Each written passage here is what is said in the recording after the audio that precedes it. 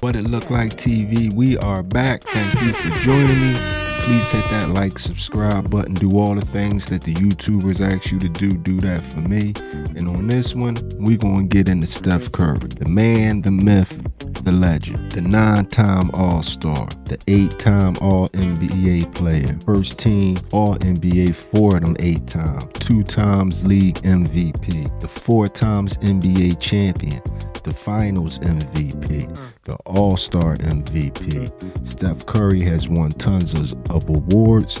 He's a family man, he's a father, he's a philanthropist, and it's coming out that he doesn't want you in his backyard if you're not making money on the level of him. Right now, Steph Curry and his neighbors are opposed to more houses being built, with a percentage of 20% of them houses going to lower income families. And when we're talking about lower income in a place where the median range is $8 million for a home, we're talking about $1.2, $1.5 million for a lower income family. So let's get into this article out of Fortune magazine, hear a little bit of it, formulate our opinion, then I'm gonna throw you the catch in this whole thing, and we're gonna see how we feel about Steph and a bunch of these other social justice warriors that's talking about the housing debate, but when it comes to their backyard, they're opposing it just like everyone else. But let's start this off. Known for its lack of sidewalks, its high-profile residents who want to keep a low profile, and its stunning single-family homes, Atherton, California, is at a crossroad. Not only is it home to some of Silicon Valley's wealthiest, it's also among the region's least diverse towns, with some of the highest income per capita in the entire country, along with being the nation's most expensive zip code. But the state is requiring it to adopt a new housing plan, and the billionaire investor and multimillionaire basketball star who call it home don't like that one bit. Okay, so you're probably asking, what exactly are they against? Well, with California's population crisis right now, they're trying to enact laws and ways to get more housing on the market, and some of the housing be affordable housing. And the way the splits usually go on that is 80-20. So they're looking to build 348 new homes in their community over the next 6 to 7 years. And if you do the math on that, 348 homes, 20% of that is 69 homes, roughly 70 homes. So it could be possibly 70 families coming to the community that only make around $1 million, $1.5 million. They don't have the tremendous net worth of 30 plus million and the billions that some of the other neighbors have. And the neighbors are upset about it. Now let's see some of the excuses and let's let the article go on, but that's the whole gist. That's the bottom line, what they're upset about. They're basically upset about possibly 70 low-income families moving into the community. But let's proceed. Last year, Andreessen, co-founder of venture capital firm Andreessen Horowitz and famous for his early investment in Facebook, wrote a letter to town officials objecting to multifamily overlay zones, which the town had intended to propose in its housing element. Andreessen had written an influential essay titled, "It's Time to Build," in 2020, basically condemning the failure of action, or our widespread inability to build, as he put it. "I am writing this letter to communicate our immense objection to the creation of multifamily overlay zones in Atherton," he and his wife wrote. "Please immediately remove all multifamily overlay zoning projects from the housing element, which will be submitted to the state in July. They will massively decrease our home values, the quality of life of ourselves and our neighbors, and immensely increase the noise pollution and traffic,"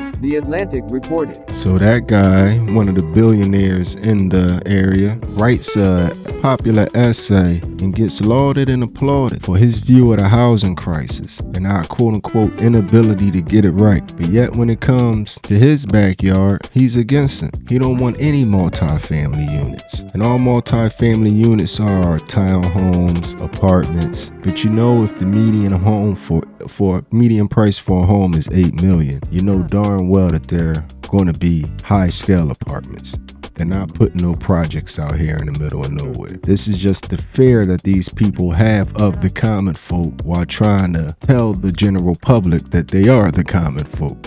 To me, it's just ironic.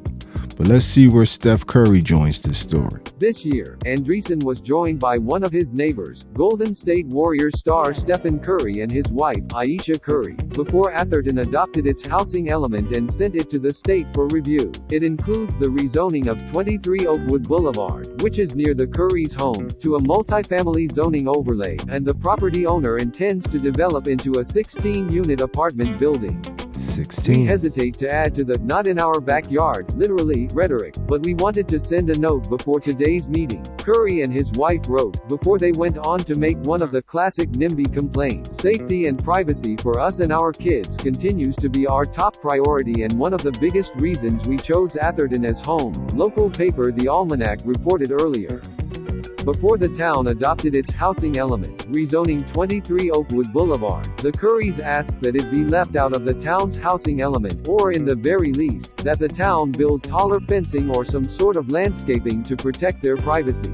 I don't want to see you unless it's a charity event, and me talking to you, spending the time with you is going to be a tax write-off. I don't want you as my neighbors. The important part about all this, guys, is you got to remember 20%. Even if they did build the apartment complex in front of your house, Steph Curry, only 20% of those houses, which comes out to 3.2. So 3 of the houses will possibly go to somebody that's lower income, only making around 800, 900,000 of the 1.2, 1.5 lower income, and you're opposing that. You don't want to be neighbors with the common folk. People are moving in to live life, not moving in to rob you or make your life hell. But you don't see that. And let's go on and get a little bit of history about the town and wrap this up. Then we can talk about it a little bit more, and I'm going to show you the irony in this whole situation. But let's continue. Because this is completely new to the town, I think the residents want to make sure that it's well thought out and makes sense from an environmental and safety standpoint, Carmel said. She suggested that ADUs, accessory dwelling units, or Senate Bill 9 lot splits could serve as potential solutions, adding that although there might not be 16 additional units, there could be 2 to 4, a bridge between meeting the state's criteria to help solve the housing crunch, while keeping the integrity and feel of Atherton. That was just a slick way to try to see. You got to be careful. Did anybody peep the trickery or figure out why she said only 2 to 4 units at a time? Did anybody peep the trickery in that? If you build 2 units, 20% of 2 units doesn't equal a unit. You build 4 units, it doesn't equal a unit.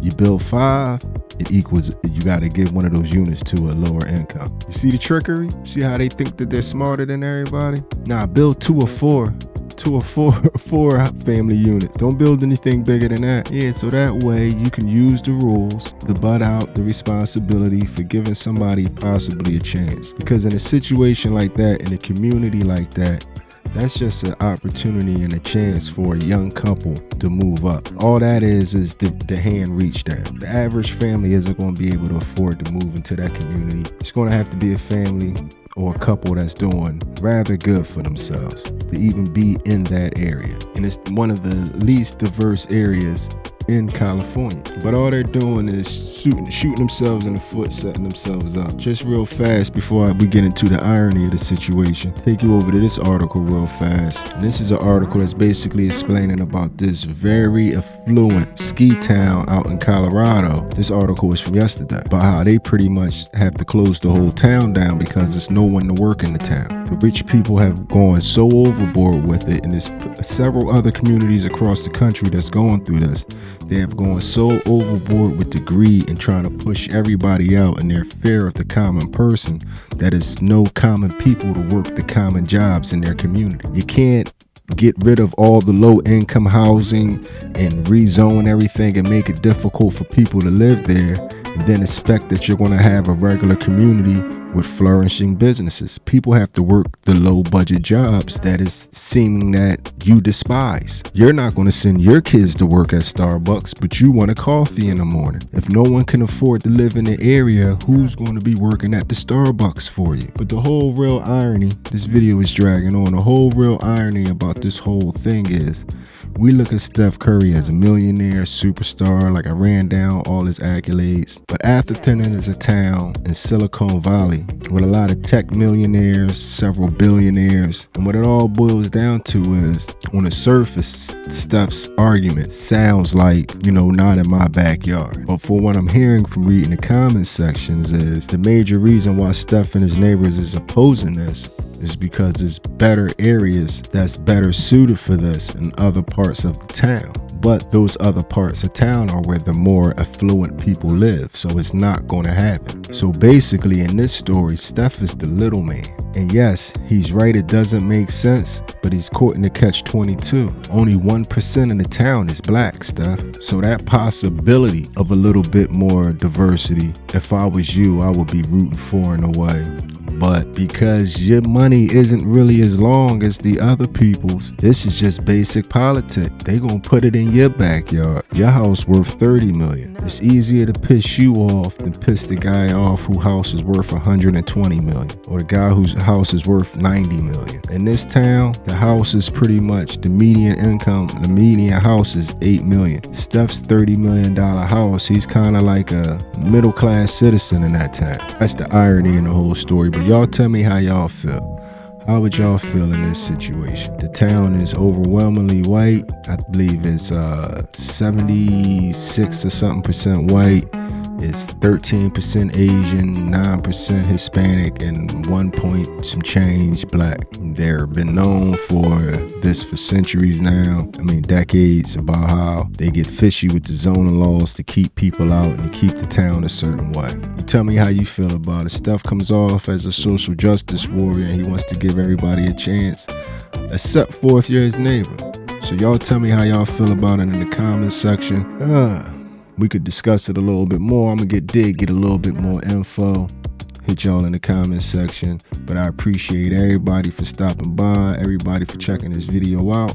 If you made it to this point, you my MVP. It was a stone groove, my man. And I'm out of here.